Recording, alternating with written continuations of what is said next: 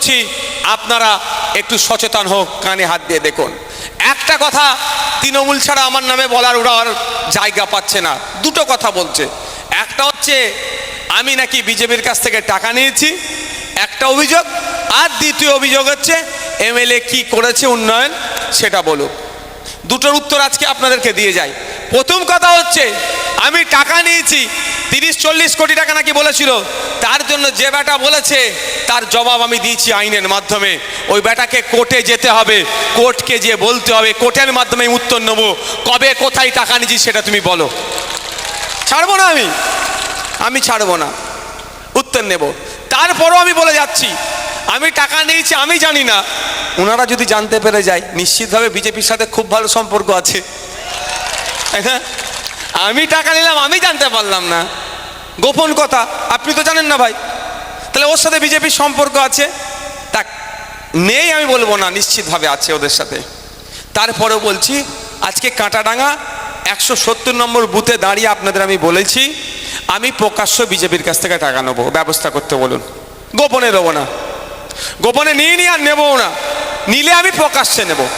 যারা বলছে বিজেপির কাছ থেকে আমি টাকা নিয়েছি তাদের সাথে বিজেপির খুব ভালো সম্পর্ক, গোপন খবর তারা জানতে পেরে যাচ্ছে, তাহলে আমি তাদেরকে এই জায়গা থেকে চ্যালেঞ্জ করে যাচ্ছি আপনারা টাকার বন্দোবস্ত করুন, আমি টাকা নেব। পার্টি চালাতে গিয়ে জিভ বেরিয়ে যাচ্ছে, এত মিথ্যা মামলা দিচ্ছে আমাদের ছেলেদের নামে, জামিন করাতে গিয়ে অবস্থা খারাপ হয়ে যাচ্ছে। তাহলে টাকা পেলে পার্টিটা রকেটের মতো ছুটবে, তাই না? হ্যাঁ, তবে একটা আমার শর্ত আছে, আমি টাকা তখনই নেব যে ব্যবস্থা করে দেবে তাকে 90% নিতে হবে। মানে 100 টাকার ব্যবস্থা যদি করে দেয় 90 টাকা আমি তাকে দিয়ে দেবো, 10 টাকা নিজের জন্য রাখবো না, পার্টির চালানোর জন্য খরচ করব। ব্যবস্থা করতে বলুন, তাহলে ক্লিয়ার। বিজেপির গল্প শোনালে উত্তর দিতে পারবেন তো? ওই ভাই সব গল্প শোনাস নিস, ভাইজান নিজে এসে বলে গেছে বিজেপির কাছ থেকে টাকা নেবে, তুই ব্যবস্থা করে দে, তোকে ভাই 90 টাকা ফেরত, 90% টাকা ফেরত দিয়ে দেবে, 10% পার্টি চালানোর কাজে লাগবে।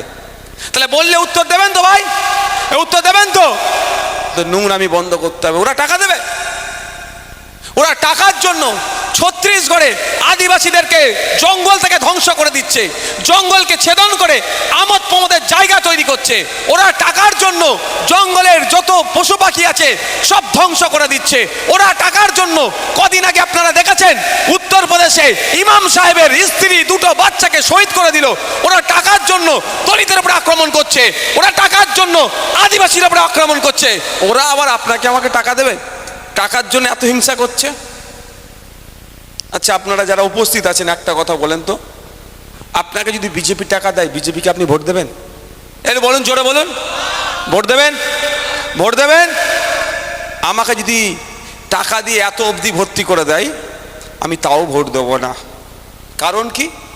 এই বিজেপি মাদ্রাসা মসজিদকে ধ্বংস করার চেষ্টা করছে, এই বিজেপি মুসলমানদেরকে ধ্বংস করার চেষ্টা করছে, এই বিজেপি উত্তরপ্রদেশের সম্বাল মসজিদে সার্বের নামে মুসলমানদেরকে গুলি করে মেরেছে, এই বিজেপি উত্তরপ্রদেশে আদিবাসীদের উপরে অত্যাচার চালিয়েছে, এই বিজেপি মধ্যপ্রদেশে দলিতের উপরে অত্যাচার চালিয়েছে, এই বিজেপি উড়িষ্যাতে খ্রিস্টানদের উপরে অত্যাচার চালিয়েছে, এই বিজেপি সারা ভারতবর্ষে নাগরিকের উপরে বুল্ডোজার চালাচ্ছে, কৃষকের উপরে অত্যাচার করছে, বাসের ড্রাইভারের উপরে অত্যাচার করছে, বিভিন্ন ভাবে এই বিজেপি নাগরিককে পেরেশানির মধ্যে রেখেছে। ওই বিজেপির হাত থেকে টাকা নেবো? আপনি যদি না নিতে পারেন আমি কিভাবে নেবো ভাই? কিন্তু এটা মিথ্যাচার করা হচ্ছে। দ্বিতীয় কথা, যেটা কটা বাজে দেখো তাড়াতাড়ি,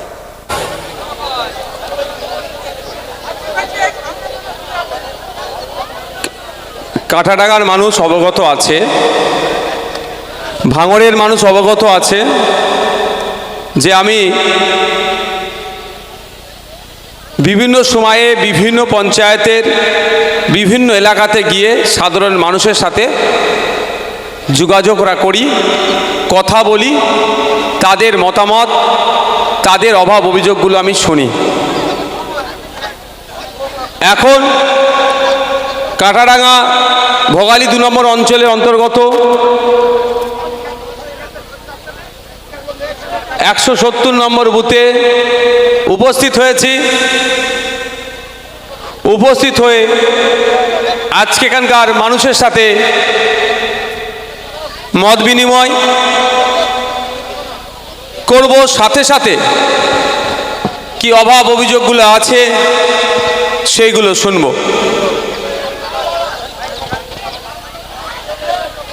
আমি সাধারণতভাবে জনসংযোগ নিবিড়ভাবে একটু করার পক্ষপাতী, মানে কম লোককে নিয়ে জনসংযোগ করার আমি পক্ষে।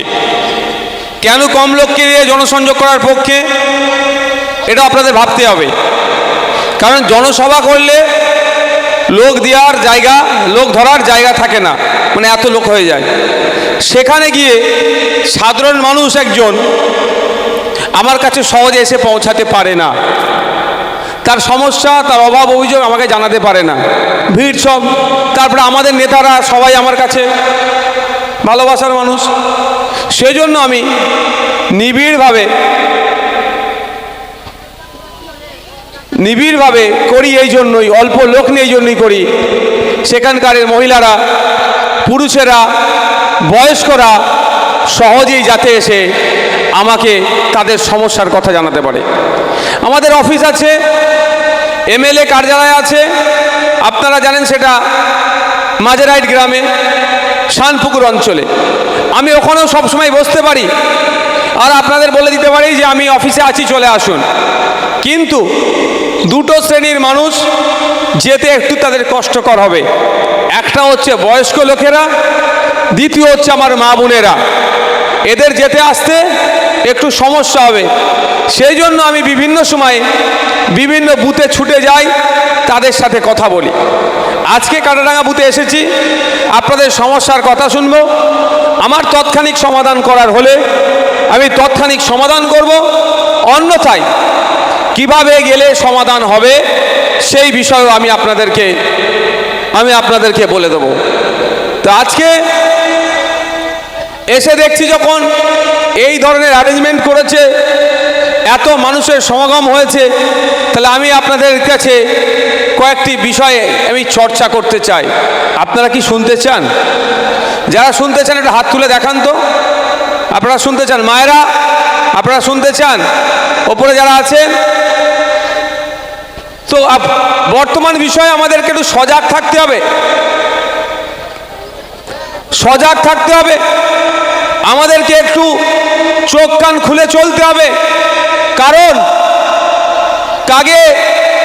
কাগে কান নিয়ে চলে গেছে, কাগে কান নিয়ে চলে গেছে বলে কাগের দিকে তাকালে হবে না, নিজের কানে হাত দিয়ে দেখতে হবে। এখন সময় এসেছে, এটা সময় এসেছে যে আমাকে দেখতে হবে, বাজি একটু দেখে নিতে হবে যে নকল মালের উপরে লেখা আছে নকল হইতে সাবধান। যখন মনে হচ্ছে উনি বলছেন নকল হইতে সাবধান, তার মানে এই হয়তো আসল হবে, কিন্তু মালটাই তো নকল, সে নকলের উপরে লেখা আছে নকল হইতে সাবধান।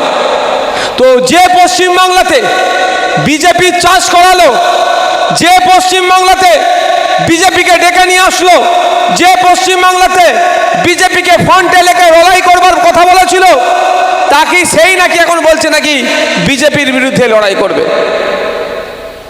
তাই আপনাদের বলবো, এখন আমরা যে সময়ের মধ্যে দিয়ে পার হচ্ছি, খুবই ডিফিকাল্ট টাইম আমি মনে করছি।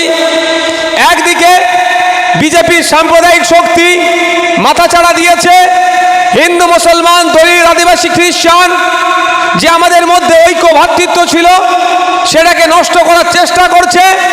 অপরদিকে তৃণমূল কংগ্রেসের পর্বতসম দুর্নীতি, এই দুয়ের জাঁতাকলে পড়ে বাংলার মানুষ আজকে মানে শ্বাস নিতেও তারা সক্ষম সঠিকভাবে হচ্ছে না। কদিন আগেই দুর্গাপুরে একটি মেডিকেল কলেজের দ্বিতীয় বর্ষের একটি ছাত্রী গ্যাংরেপের শিকার হয়েছে। আমি দেখলাম আমার রাজ্যের মাননীয়া বলছেন রাত্রিতে বেরোতে তাদের মানা করছে। এটা কি সমাধান? কোনো মহিলা যদি দিনের বেলায় গ্যাংরেপের শিকার হয় বা রেপ হয়, তাহলে তো বলে দেবে দিনের বেলাও মহিলারা তোমরা বার হবে না। এটা কি সমাধান? কিন্তু আমরা কি দেখলাম, নির্লজ্জের মতো এই ধরনের কথা বলে দিচ্ছে। আর যারা রেপ করেছে, যদিও বিএনএস এর নতুন আইন অনুযায়ী যারা আক্রান্ত হচ্ছে বা যারা আক্রান্ত করছে তাদের নামটা সেইভাবে নিতে নিষেধ আছে। তারপরেও বলছি, যারা রেপ করেছে তাদের পরিচয়কে তুলে আজকে বর্বর বিজেপি সাম্প্রদায়িক উত্তেজনা তৈরি করার চেষ্টা করছে। আমার প্রশ্ন এখানে, তাহলে বিজেপির নেতাদেরকে বলতে চাই, যখন তিলোত্তমা আমাদের বাড়ির মেয়ে কার্যকর হসপিটালে তাকে খুন করে রেপ করানো হলো, তখন তো আপনি ধর্ম নিয়ে চর্চা করলেন না। কদিন আগে রামপুরহাটে একটি আদিবাসী মহিলাকে রেপ করে টুকরো টুকরো করে তাদেরকে বিভিন্ন জায়গায় ফেলে দিল। যে রেপ করলো, যে গ্রেফতার হয়েছে, তার ধর্ম নিয়ে তো চর্চা করলেন না। আজকে কেন করছেন? এরা হচ্ছে শকুন। এই ধরনের কিছু হবে, ধর্ম নিয়ে তারা উত্তেজনা ছড়াবে। কিন্তু আমি আপনাদের বলতে চাই, আপনাদের মাধ্যমে এখানে যারা এসবির লোক আছেন, আইবির মাধ্যমে রাজ্য সরকারকে জানাতে চাই যে যে পিরিয়ড আছে 90 দিনের মধ্যে চার্জশিট দেওয়ার, 90 দিনের মধ্যে চার্জশিট দেন এবং দেওয়ার সাথে সাথে 90 দিন অতিক্রান্ত চার্জশিটের ব্যবস্থা করুন। এই কাণ্ডর সাথে যারা যারা যুক্ত দেখার প্রয়োজন নেই, তাদেরকে ফাঁসির ব্যবস্থা করুন এবং প্রকাশ্য রাস্তায় ওই সমস্ত ধর্ষকদের ফাঁসির ব্যবস্থা করা হোক। সহমত তো নাকি? এটাও বলবো, আমার একটা পরিচয় আছে, ধর্মীয় পরিচয়। ইসলামিক আইন আছে, সেটা ইসলামিক কান্ট্রির জন্য, এটা গণতান্ত্রিক রাষ্ট্র। আমি একজন আইনসভার সদস্য, ওই আইন এখানে প্রযোজ্য হোক, এটা আমি কোনোদিন বলতে পারি না, আর বলবো না। কিন্তু জানিয়ে দিতে চাই, যদি এটা কোনো ইসলামিক রাষ্ট্র হতো, ওকে কলা পর্যন্ত ভূতে পাথর ছুঁড়ে ছুঁড়ে ওই ধর্ষকদের কি হতো? মৃত্যুদণ্ড দিত। যেহেতু এটা ইসলামিক রাষ্ট্র নয়, প্রশ্ন এখানে আসবে না